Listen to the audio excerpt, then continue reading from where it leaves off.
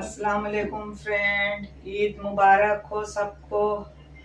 और यहाँ देखिए फ्रेंड, इतना बड़ा पतीला में बिरयानी बन रहा है।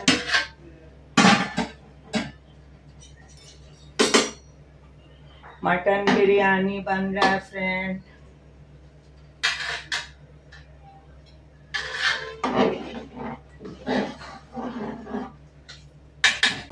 मैंने सेवई बनाया है फ्रेंड, दही बड़ा बनाया है और पराठा चिकन नाश्ता के लिए।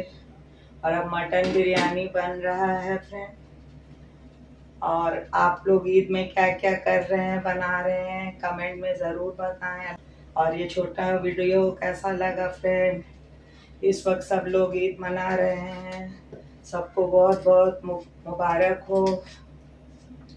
अल्लाह पाक हम सबको हर साल इसी तरह ईद नसीब करे। आमीन या रब्बुल आलमीन। अल्लाह हाफिज़।